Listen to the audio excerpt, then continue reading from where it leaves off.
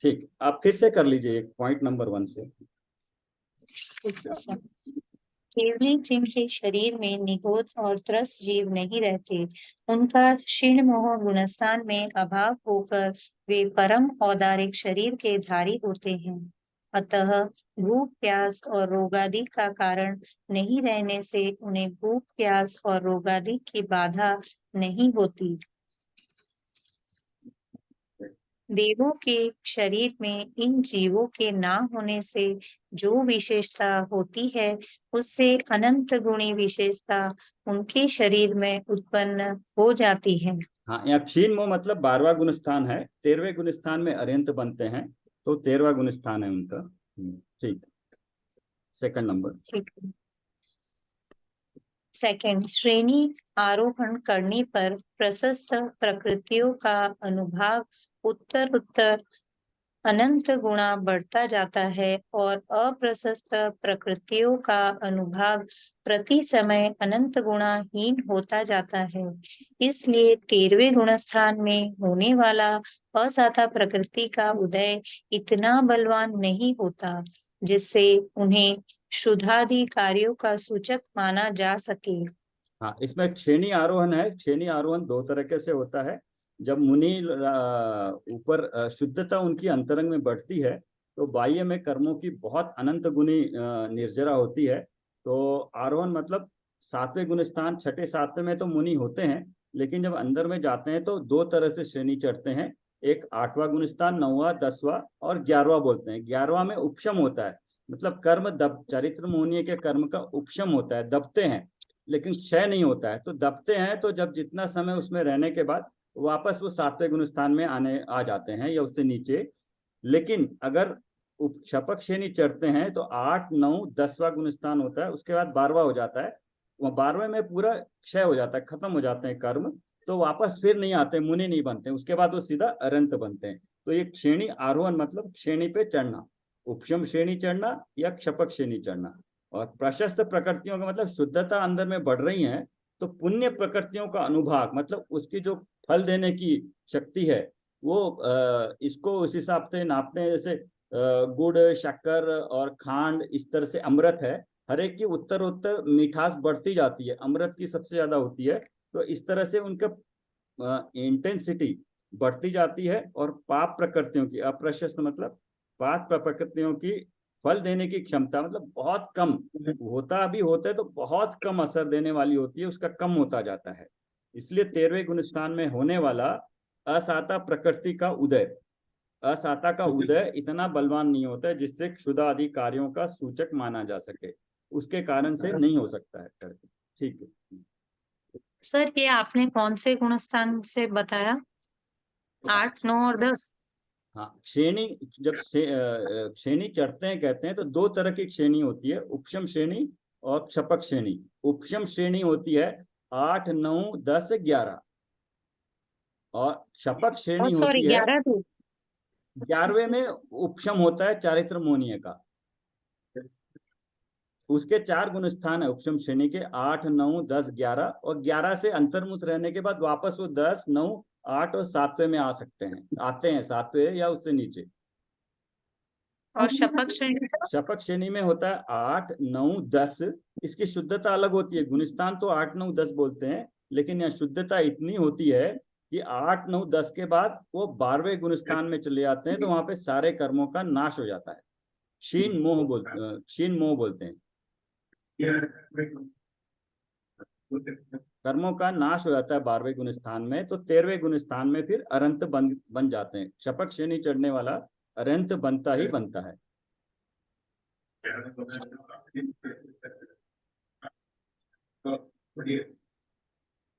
Clear है?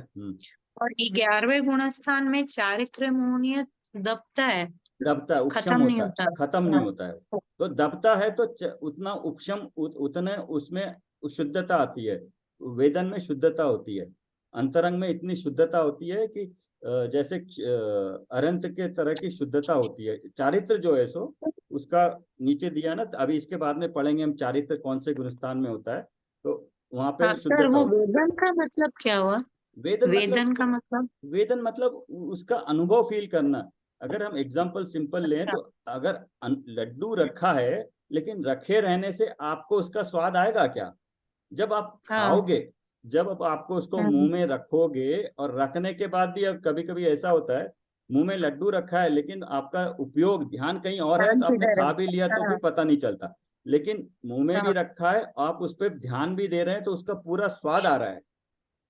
हम्म। तो आपका, आपने उसका वेदन किया, उसका लड्डू के स्वाद का वेदन किया।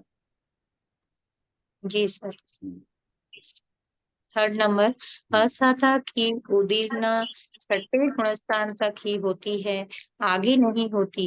इसीलिए उदीरना के अभाव में वेदनीय कर्म शुद्धाधिक रूप कार्य का वेदन कराने में असमर्थ है, जबकि केवली जिनके शरीर को पानी और भोजन की ही आवश्यकता नहीं रहती, तब उनके ना मिलने से जो क्षुधा और तृष्णा होती है, वह उनके हो ही कैसे सकते हैं।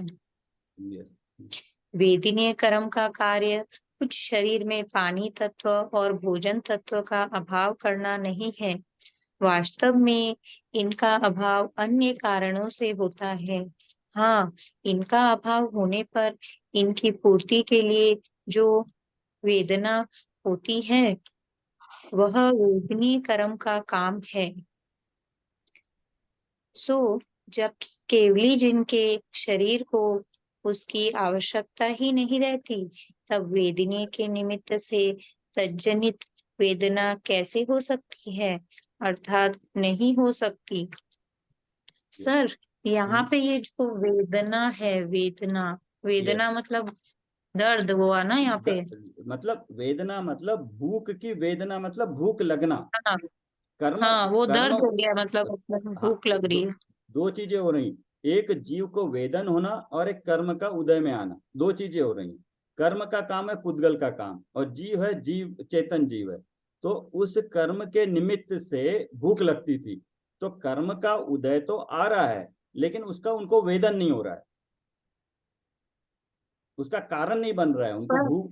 वेदन मतलब यहाँ पे वेदना है, मतलब कर्म के उदय से हो रहा है ये तो। हाँ, कर्म, कर्म का उदय आ रहा है, लेकिन हाँ। उसके कारण से उनको, उनको अभी कोई कारण नहीं है कि भूख लगे। भूख, भूख नहीं लग रही, वेदन नहीं हो रहा है, मतलब भूख नहीं लग रही उनको।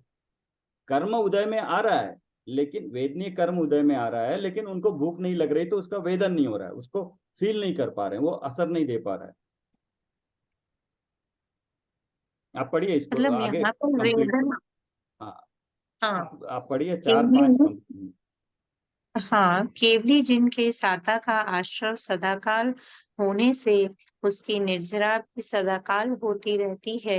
इसीलिए जिस काल में असाता का उदय होता है, उस काल में केवल उसका ही उदय नहीं होता, किंतु उससे अनंत गुणी शक्ति वाले साता के साथ वह उदय में आता है। माना कि उस समय उसका स्वमुखेन उदय है, पर वह प्रति समय बंधने वाले साता कर्म परमाणुओं निर्जरा के साथ ही होता है। इसीलिए असाता का उदय वहां शुद्धाधिक रूप वेदना का कारण नहीं हो सकता। अभी केवली जिनके साता का आश्रव सदा काल है।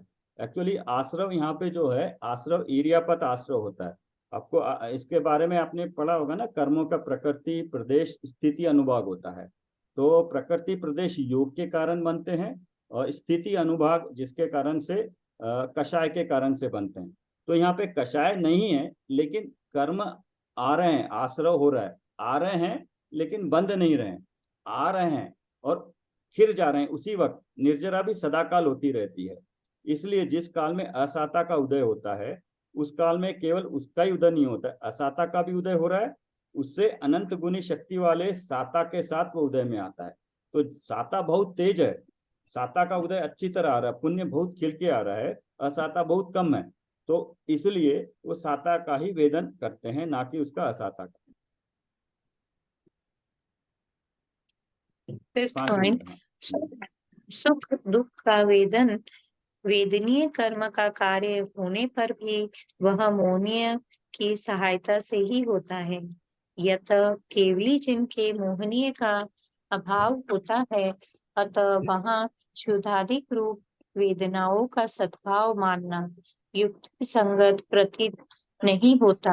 हाँ, मेन पॉइंट इन यहाँ पे सब लास्ट में बताया है, मेन पॉइंट यहाँ बताया है कि वेदनीय कर्म का तो उदय हो रहा है, लेकिन उसके साथ साथ मोहनीय हो तो वो दुखदाई होता है। लेकिन अभी मोहनीय कर्म तो उनको है नहीं, अनंत बन गए, मोहनीय खत्म हो गया, घातीय कर्म सारे ही खत्म हो गए हैं, तो अघातीय उनको असर नहीं दे पाता है। इसलिए मोहनीय का उदय नहीं होने से वेदनीय कर्म का जो वेदन है वो मोहनीय मेन कर्म है, जिसके कारण से वो अपने आप को, मतलब क्या हुआ कि भूख लगने वाला कर्म तो उदय में आया, लेकिन भूख मुझे लगती नहीं है, ये तो शरीर का कार्य है। और भूख, मैं तो खाना खाता नहीं हूं, मैं तो ज्ञान स्वभावी हूँ, ज्ञान से देखना जानना मेरा काम है। इस तरह की उनको श्रद्धा पूरी तरह से सम्यक हो गई है, तो इसलिए अभी उनको भूख का वेदन ही नहीं होता है। हाँ, खुश रहो। ये मेन कारण है।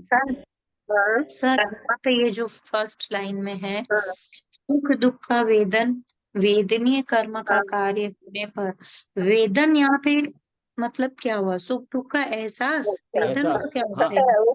हमको हमको सामान्य तरह से सुख, हमारे सांसारिक काली कुछ जीवन नहीं है। में अच्छा, सामान्य भूमिका में सुख अच्छा। दुख कब क्या मानते हैं? बनी बस फोन कर दिया था मैं, क्यों क्लास खत्म होने के बाद।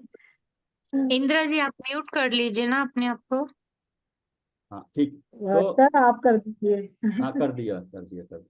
तो हम सामान्य अवस्था में जब हम अज्ञानी होते हैं, मिथ्यात्व का उदय होता है, तो हम सुख दुख कब वेदन करते हैं? अनुकूल प्रतिकूल परिस्थितियों में सुख दुख का वेदन होता है। क्यों? क्योंकि हमें वेदन मतलब सर फील हुआ ना यहाँ पे? हाँ, हम फील फील। फील मानना और उसको अच्छा मानना कि मुझे अच्छी चीजें मिलेगी, अच्छा संयोग मिलेगा तो मुझे अच्छा लगेगा।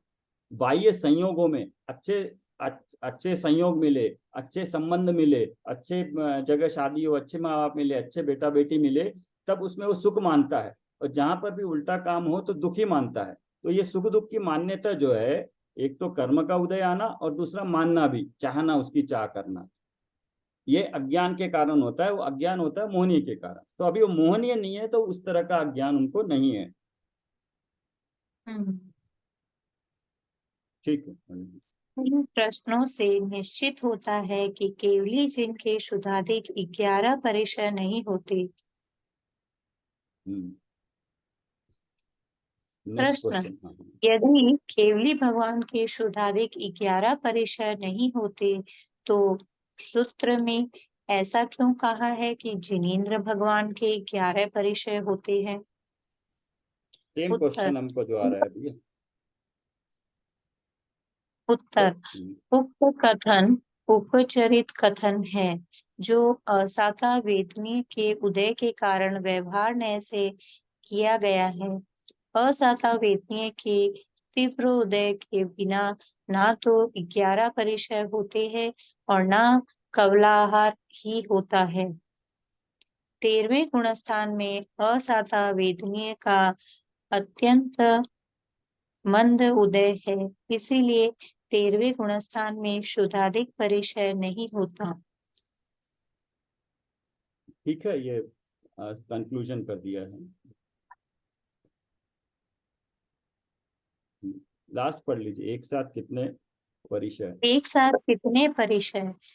किस कर्म के सद्भाव में कौन से परिचय होते हैं, यह स्पष्ट हो जाने के बाद अब यह समझते हैं कि एक जीव के एक साथ कितने परिचय हो सकते हैं।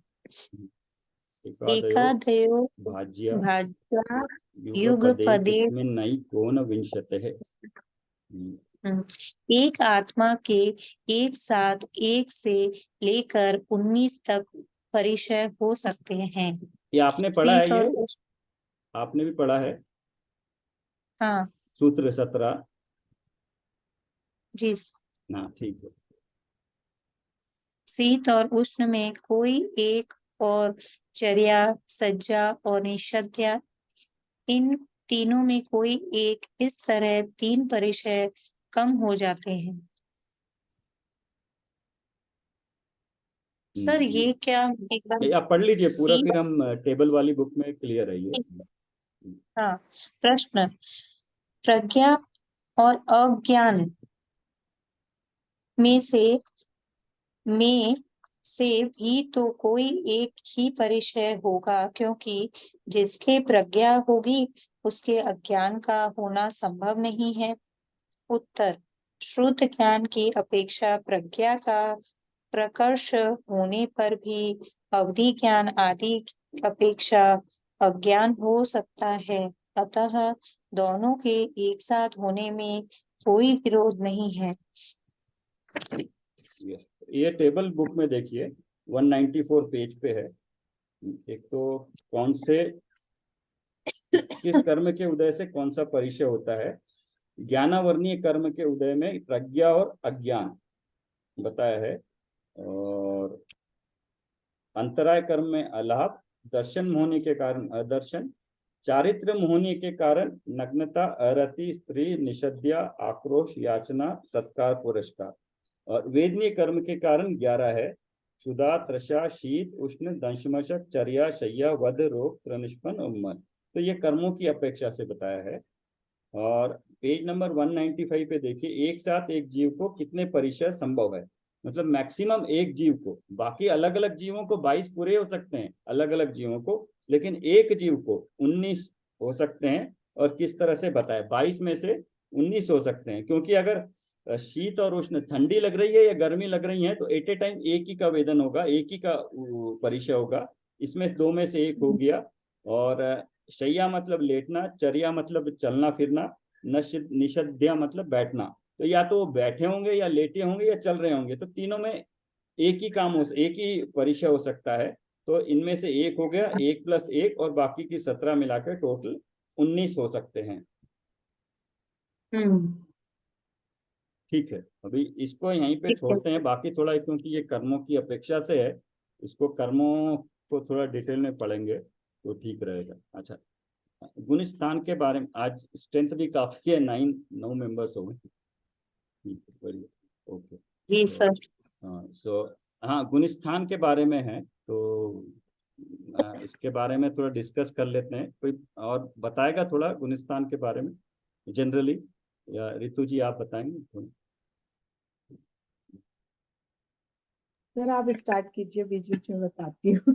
नहीं नहीं, आप कोशिश करिए, सो दैट आपको भी जितना हम बोलते हैं ना, एक्चुअली बोलने से हमारे विचारों में उस तरह से क्लैरिटी भी आती है। आप ऐसा मत समझिए कुछ भी, बोलने से बेसिकली हमें अपने सोच में, विचारों में और सूक्ष्मता आती है, और क्लैरिटी भी कहीं पे नहीं समझ में आ रहा है तब भी हमें लगता है कि हाँ ये नहीं समझा है। अच्छा, जैसे गुण स्थान होते हैं वो भाव और योग के निमित्त से, जैसे हम समझते हैं, वो हमारी उसकी अवस्था, मतलब कोई ऐसा नापने का मापदंड नहीं है, पर जैसे कर्मों की अपेक्षा और जिसका कर्मों का मतलब क्षय हो रहा है, जो इसके लिए हमको ना 5 भाव समझना जरूरी है। 5 थोड़ा भाव सब। सर 5 हाँ, भाव भी मेरे को एक बार समझाइएगा बाद में क्लास में थोड़ा थोड़ा सा। आप, हाँ, वो प्रमोद जी ने भी बोला था, प्रमोद जी का भी पॉइंट है। तो ये 5 भाव के लिए आप मेरे को टाइम दीजिए अलग से क्लास में, तो उसको 1 घंटा लगेगा, ठीक है। थोड़ा समझ में आएगा फिर वो। तो जो जी सर। मोह और योग के निमित्त से जो आत्मा की जो अवस्था होती है, तारतम्यता, मैम ने ये शब्द लिया था हाँ, उसकी जब मैम ने डेफिनेशन है वो, करवाया यस। था, उसकी जो अवस्था होती है उससे 14 स्थानों में, मतलब ऐसे तो तो हम इसको है ना अलग अलग, इससे कि मिथ्यात्व मतलब 14 तरह के होते हैं, और जैसा ही नाम है इसका वैसे ही मतलब क्षय कर्मों का और ये सब, मतलब हम नाम का यदि अच्छे से अर्थ समझ लें तो हमें मतलब उसका क्या होता है उस गुण स्थान में ये पता लग सकता है। मिथ्यात्व नाम से ही पहला गुण स्थान है, तो मतलब मिथ्यात्व की प्रधानता रहती है, जैसे हम लोग हैं ये मिथ्यात्व वाले। राखी जी 185 पेज पे देखिए, टेबल की बुक में इनके सारों के नाम दिए हैं, और थोड़ा सा स्वरूप भी बताया उसमें। एक मिनट सर, हाँ मैं भी खोल लेती हूँ। हाँ, 185 पे है। नहीं, ठीक है, अच्छा, मोह और योग के निमित्त से, उसको मैं जो थोड़ा सा सिंप्लीफाई, क्योंकि सबको डिटेल में बताना वो पॉसिबल नहीं होगा, तो सिंपली कैसे समझे उसको, कि योग स्थान मतलब हमको मेन प्रॉब्लम क्या है, मोह के कारण है। तो मोह जो कर्म है, मोह मतलब जो जैसी वस्तु स्थिति है वैसे हम उसको जानते नहीं है, उस पर श्रद्धा नहीं करते हैं। वस्तु स्थिति कैसी है कि मैं जीव हूँ, बाकी अन्य अजीव तत्व हैं, उसको उस रूम में हम जानते नहीं है। और जब जानते नहीं है तो हाँ, हाँ प्रमोद जी, हाँ यस, तो हम जब जानते नहीं है तो हमें मिथ्यात्व होता है। तो मिथ्यात्व होता है तो मिथ्यात्व किस किस डिग्री का है, और मिथ्यात्व के साथ मोहनीय कर्म में मिथ्यात्व होता है, मिथ्यात्व के साथ चारित्र, चारित्र मतलब व्रत लेना, व्रत अंगीकार करना, मुनि धर्म स्वीकार करना, ये है या नहीं है बाह्य में या अंतर में उतनी शुद्धता है या नहीं कषायों की। तो उस अपेक्षा से एक जीव को उसकी कितनी कितनी मोह है और कितना चारित्र है, और आगे जाके उसको योग कितना है। हाँ, ये 185 पे है। तो उसके अनुसार टेबल वाली बुक में 185, उसके अनुसार उसकी क्या स्थिति होती है उस जीव की, वो बताने के लिए गुणस्थान रखा है। मतलब ये गुणस्थान जानने से ये पता लगता है कि हम कोई बोल दे, जैसे कहते हैं ना कि हम अभी हम कुछ अगर व्रत ले लिया, हमने कुछ रोज रात्रि भोजन का त्याग कर दिया, और कोई माने कि अच्छा मैं तो व्रती हो गया, तो क्या वाकई में वो व्रती हो गया है? तो उसके नापने के लिए, उसको सही समझने के लिए, उसके लिए ये है कि ये किस किस अपेक्षा से आप पांचवें गुणस्थान में बोल रहे हैं, व्रती बोल रहे हैं, वो समझाने के लिए गुणस्थान होते हैं। तो मिथ्यात्व जब होता है तो कहते हैं मिथ्यात्व है, मतलब तत्वों की श्रद्धा नहीं है, सम्यक्त नहीं हुआ है, तो कहते हैं सब मिथ्यात्वी जीव है। तो वो होता है पहला गुणस्थान। तो जितने भी जीव है, मैक्सिमम जीव पूरे के पूरे मिथ्यात्व गुणस्थान में होते हैं। लेकिन जब मिथ्यात्व गुणस्थान वाला, जब हम ये तत्व ज्ञान प्राप्त करते हैं, आत्मज्ञान प्राप्त करते हैं, स्वपर का ज्ञान प्राप्त करके मैं ऐसा हूं जानते हैं, अपने स्वरूप को जानने के बाद उसको श्रद्धा करते हैं, वेदन करते हैं, तो उसको सम्यक्त होता है। सम्यक्त जैसे ही होता है तो उसका गुणस्थान चौथा हो जाता है। तो ये गुणस्थान में ऐसा नहीं समझना कि ये, एक तो ये है कि जो सबसे कम वाला गुणस्थान है वो पहला है, ना कि पहला वाला सबसे उत्तम गुणस्थान है। जो अरहंत और अयोगी का गुणस्थान 13-14 है, तो गिनती के हिसाब से जो फर्स्ट आता है वो सबसे टॉप नहीं है, यहाँ फर्स्ट सबसे नीचे है, वो मिथ्यात्व वाला है, सबसे नीचे वाला फर्स्ट है। तो फर्स्ट है उसको मिथ्यात्व है, और फर्स्ट से जब पहली बार सम्यक्त प्राप्त करता है तो सीधा चौथे गुणस्थान में जाता है, ना कि ऐसे सीढ़ी चढ़ता है सेकंड और थर्ड में। जब चौथा प्राप्त कर लेता है तो अगर एक सामान्य जीव है जो गृहस्थ है तो वो चौथे में जा सकता है। वो अगर थोड़ी सी और शुद्धि बढ़ाए तो डायरेक्टली पांचवें में भी जा सकता है। और कोई द्रव्यलिंगी मुनि है जिसने पहले मुनि धर्म अंगीकार किया है, लेकिन अंतर में शुद्धता इतनी नहीं है, सम्यक्त नहीं है, तो वो मिथ्यात्वी जीव, वो उस द्रव्यलिंगी मुनि जो बाह्य में है, वो भी सातवें गुण स्थान में जा सकते हैं। इस तरह से पहले से चौथे में, पांचवें में और सातवें में जा सकते हैं। तो फिर दूसरा, तीसरा और छठे गुण स्थान का क्या हुआ? तो चौथे गुण स्थान के बाद जीव सम्यक्त के काल में ज्यादा नहीं रह सकता है पहली बार, तो या तो वो तीसरे में आता है या दूसरे में गिरता है, इसको कहते हैं गिरने वाले स्थान। बट पहले से तो बेटर ही है वो, चौथे वाला तीसरे में गिर सकता है अगर, क्योंकि जब सम्यक्त होता है तो उसकी श्रद्धा गुण सम्यक्त होती है, मिथ्यात्व का नाश होता है, और अनंतानुबंधी कषाय का नाश होके अप्रत्याखान कषाय में बदल के वो उस रूप में उदय में आती है। अप्रत्याक अनंतानुबंधी कषाय है वो हमें सम्यक्त में सम्यक्त नहीं होने देती है। तो वो अनंतानुबंधी है तो कषाय, लेकिन वो सम्यक्त नहीं होने देती है। तो मिथ्यात्व भी जाता है और अनंतानुबंधी कषाय भी जाती है, लेकिन अप्रत्याखान उदय में आती है चौथे गुण स्थान। तो लेकिन अगर चौथे गुण स्थान में जाने के बाद उसका काल बहुत छोटा है, औपशमिक सम्यक्त का काल बहुत छोटा है, एक अंतर्मुहूर्त है। उस अंतर्मुहूर्त के बाद उस जीव ने या तो मिथ्यात्व में आना है, या तीसरे गुण स्थान में जाना है, या हो सकता है चौथे में ही रहे, औपशमिक सम्यक्त हो सकता है। तो इस तरह से गिरने के गुण स्थान तीसरा और दूसरा है, और सातवें से गिरने का स्थान छठा, सातवें से छठे और छठे से सातवें में मुनिराज झूलते रहते हैं, बोलते हैं। वो उनकी शुद्ध, ये सारा का सारा जो है केवली ज्ञान गम्य, केवली जानते हैं कौन किसने कितने गुण स्थान में है। हम बाह्य से ओनली एक अपेक्षा लगा सकते हैं, लेकिन सच नहीं बता सकते हैं। तो चौथा गुण स्थान होने के बाद अगर वो जीव है, सम्यक्त प्राप्त कर लिया है, गुण श्रद्धा हो गई है, और अगर वो व्रत धारण करता है, एक दो जो सो प्रतिमा है ना, 5वें गुणस्थान में 11 प्रतिमाएं होती है। तो कोई जीव अगर सिर्फ प्रतिमा लेता है तो ये जरूरी नहीं है कि उसको सम्यक्त हुआ या नहीं हुआ। अगर सम्यक्त के साथ प्रतिमा लेता है तो उसका 5वां गुणस्थान होगा, क्योंकि वो व्रत पालन कर रहा है कि मैं पहले रोज देव दर्शन करूंगा, दूसरी प्रतिमा व्रत की है, तीसरी सामायिक की है। तो जैसे जैसे एक दूसरी तीसरी प्रतिमा, फिर खाने पीने का कितना है उस पर कंट्रोल होता जाएगा, ब्रह्मचर्य का कंट्रोल, आखिरी में जाके वो जो है सो एलक और क्षुलक हो जाते हैं। तो एलक क्षुलक जो है सो वो भी एक कपड़ा या 2 कपड़े रखते हैं, लेकिन वो भी ग्रस्त में नहीं रहते हैं, वो भी पिच्छी कमंडली रखते हैं, ग्रस्त उनका परिग्रह छूट जाता है। तो इस तरह से व्रतों 11 प्रतिमाओं में वो होते 5वें गुणस्थान में ही है। आर्य का भी मैक्सिमम 5वें गुणस्थान में ही हो सकती हैं, लेकिन उनकी 5वें गुणस्थान में भी इंटेंसिटी 1 से लेके 11 तरह की हो सकती है, इसलिए उनको 11 प्रतिमा बताया। तो जैसे अभी कोई दर्शन, मैं रोज दर्शन करके करूंगा, लेकिन अगर उसको सम्यक तो नहीं है तो ये सामान्य रूप से एक हो जाएगा, व्रत नहीं कहलाएगा, 5वां गुणस्थान वर्ती नहीं कहलाएगा। तो ऐसे ही है, तो 1 4 5 हो गए, गिरते वक्त 3 और 2 हो गए, और 7वें में मुनिराज हो गए। मुनिराज जब अंतर में शुद्धि होती है तब 7वें गुणस्थान में होते हैं, अंतर में जब जाते हैं वो मनोगुप्ति करके तो 7वां होता है, लेकिन जब वो बाहर निकलते हैं भोजन की क्रिया में, उपदेश में वगैरह में, शुभ शुभ में होते हैं। और कषाय तो 3 कषाय तब भी होती है उनकी, अभाव होता है ओनली संजलन, लेकिन संजलन में भी 3 भाग होते हैं, मंद, मंदतर और मंदतम। तो उसकी अगर संजलन कषाय थोड़ी बढ़ गई है, और उनको किस तरह की कषाय हो सकती है कि किस तरह से जीवों का उद्धार करे, किस तरह से जीवों को दुख दूर करें, उसका उपदेश दे, या कोई ये किताब शास्त्र लिखे, या संघ को चलाए, संघ में किस तरह से संचालन करे, इस तरह की पूरी धर्म से जो लगी हुई बुद्धि होती है, क्योंकि उसको शुभ बुद्धि है, वो उनके अंतर में नहीं है, शुद्ध में नहीं है, अपनी आत्मा में नहीं है, तो इसलिए शुभ कहते हैं। तो यहाँ तक मुनि दशा हो गई। तो जो मुनि दशा है वो 7वें गुणस्थान की है, लेकिन जब मुनि अनंत बनते हैं तो वो श्रेणी चढ़ना पड़ता है उनको, और शुद्धता अंतर में जाना पड़ता है अंदर में।